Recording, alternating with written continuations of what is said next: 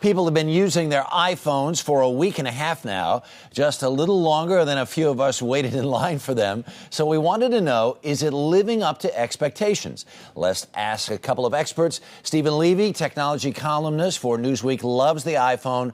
Brian Cooley, editor-at-large for CNET.com, isn't so crazy about it. Good morning to you both. Good morning, Good morning, Stephen, let me start with you. You wrote a rave about this in Newsweek. You've had yours for how long now? Almost 3 weeks. Almost 3 weeks. And what's the thing you love about it most? The thing I love is just the screen puts everything up there and makes the browsing and makes even the finding your contacts and your email very, very vivid. It's a pleasure to use it minute by minute. Right. And that's where I think a big payoff is that you don't see with other phones. Okay. And Brian, from what you've seen of the iPhone, what is your biggest beef? I have two or three. The biggest one, Harry, is going to be the lack of what's called 3G network. That is a high-speed connection to the internet over the cellular network. As a result, you've got a relatively pokey connection when you're on the cell network, or you can go to a coffee shop or wherever and get a Wi-Fi hotspot and have high speed, but that takes some of the mobile out of the mobile internet. There are plenty of these so-called 3G-enabled phones on the market. The iPhone just isn't one of them, and it should be. Yeah. Now, have you found that to be, is crimping your style? It's definitely criticism that I mentioned in my review and the other reviewers have noticed, and it's a problem. On the other hand, there's plenty that you can do. You can get around it. It's first generation. You have to put up with it. Overall, the payoff is much worth the price, I think. Here's the thing, though. I mean, if you're paying this much money and you've got to buy this prescription to the phone plan as well, right? For 2 years. Just like any other cell phone, it's not really out of line. Yeah, but still, shouldn't it be better than it is? It's pretty good. It's better than what you get with other phones. Right. If you have other phones, even with a 3G network, it's not going to look as good. You're not going to use it as much.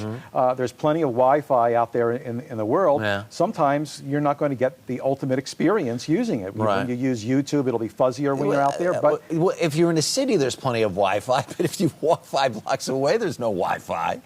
That's true. That's true. No, there's no question that it could be slow out there. But you're not going to want to use the internet on these other phones because it's ugly. This is beautiful. See, I use a smartphone that has a so-called ugly small screen, and yes, it's a far less visually satisfying experience, but the mobile internet tends to be more about survival, if you will. I need to find something out right now. I need to bid on an eBay auction or buy some tickets or look up a bus schedule. Yeah. I don't care how it looks. I want it to be just okay, but I want the page to load in less than an hour. Yeah. And sometimes that's not possible with these slower edge networks like the iPhone uses. Because there are some things I know that, Brian, you feel are appealing about the phone. Is your sense that if you were really interested, you should wait? I would wait till the next iPhone. Personally, it depends on your geek profile. If you are tech fashion forward, of course you want one of these. The iPhone's fabulous in many ways, but if you're really going to do a hard numbers analysis, is it worth the money plus the commitment? I don't think it is right now. I'm waiting for 2.0. Apple has a great track record of innovating well and not making missteps. I want to see that happen with the iPhone. Steve, is it really more of a kind of a toy than it is, or it's a next something, but it's not so much a phone. I mean, do you care about the phone? Actually, I've been finding the phone is one of the hidden pleasures of the iPhone.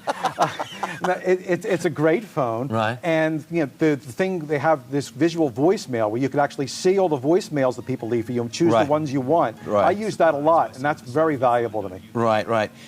Brian, what about this notion that, one of the big criticisms, if you go online, people hate the fact that you can't take the battery out, that when the battery runs out, what do you have to do? You have to send it in, and how much is it going to cost? It's like an iPod. You send it back to Apple, and in a few days they turn it around. In this case, it's about $85 all in once it's delivered back to you. That's a little steep, but that doesn't bother me for a device in this class. What bothers me is saying goodbye to my phone for a few days. Yeah, they'll cross-ship me a loaner for $29, but the whole idea of being without my phone, with my contacts and data and photos and stuff on it, that gives me the willies. They really need a removable battery in this product. And finally, Steve, what are you going to do when that happens?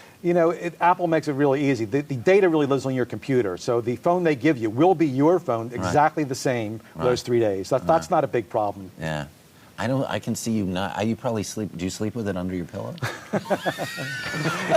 Every so often, it reminds me, hey, you haven't touched me in a while.